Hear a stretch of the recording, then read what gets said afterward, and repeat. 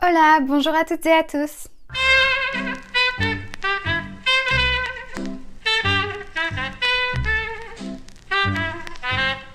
Je vous retrouve aujourd'hui pour une nouvelle vidéo afin de vous aider dans votre apprentissage du français. Nous nous retrouvons aujourd'hui pour une nouvelle vidéo de la catégorie grammaire et conjugaison, pour parler plus précisément de l'imparfait. Alors, qu'est-ce que c'est l'imparfait? L'imparfait est en premier lieu le temps du récit.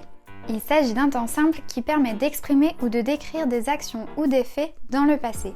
Mais alors, quand exactement devons-nous utiliser l'imparfait? En français, on utilise l'imparfait dans les cas suivants. Pour décrire une situation dans le passé, quand j'étais petite, j'aimais les glaces. Pour décrire une personne dans le passé, petit, il était très sage.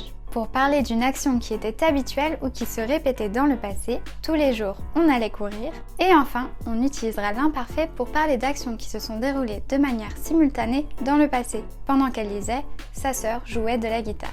Maintenant que vous savez quand utiliser l'imparfait, je vais vous expliquer comment l'utiliser. Vous allez voir que comparé au présent de l'indicatif, l'imparfait est plutôt simple à conjuguer. En effet, les terminaisons qui permettent de former l'imparfait sont les mêmes pour tous les groupes de verbes. Ces terminaisons sont les suivantes: AIS, AIS, AIT, IONS, IEZ, AIENT. Petite astuce, il faudra ajouter ces terminaisons au radical présent de la première personne du pluriel. Pour que ce soit plus clair, je vais vous donner un exemple. Pour cela, nous allons nous aider du verbe parler. Parler à la première personne du pluriel du présent donne parlons. Si on enlève le ONS, on obtient le radical parle, P-A-R-L. C'est donc à ce radical que nous allons ajouter toutes les terminaisons que j'ai citées précédemment. Ça donnera alors je parlais, tu parlais, il parlait, nous parlions, vous parliez, il parlait.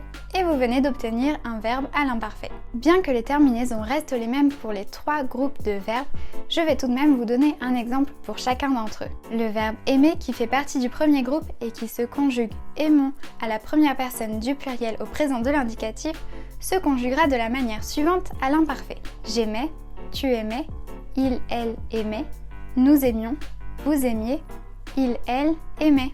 Le verbe finir qui fait partie du deuxième groupe et qui se conjugue finissons à la première personne du pluriel au présent de l'indicatif se conjuguera de la manière suivante à l'imparfait.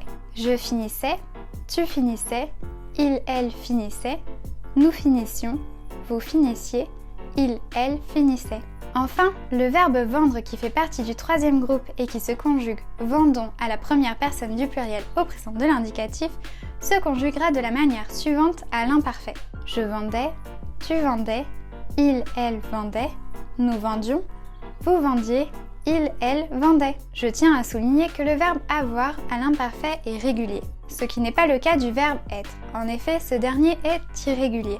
Il se conjugue alors de la manière suivante.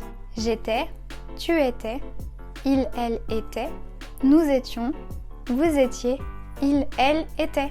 On notera également que les particularités que j'ai évoquées dans ma vidéo sur le présent de l'indicatif sont également valables à l'imparfait. Ainsi, les verbes en GER qui, au présent de l'indicatif, conservaient le E devant ONS, le conserveront également devant toutes les terminaisons à l'imparfait, excepté devant les terminaisons des premières et deuxièmes personnes du pluriel. On peut très bien reprendre d'ailleurs l'exemple du verbe manger qui donnait mangeons au présent de l'indicatif. Nous allons voir comment il se conjugue à l'imparfait. Je mangeais, tu mangeais, il, elle mangeait, nous mangions, vous mangiez, il, elle mangeait. Par ailleurs, les verbes en CER qui, au présent de l'indicatif, voyez leur C remplacé par un CCDI à la première personne du pluriel, prendront également un CCDI à toutes les personnes à l'imparfait, excepté la première et la deuxième personne du pluriel.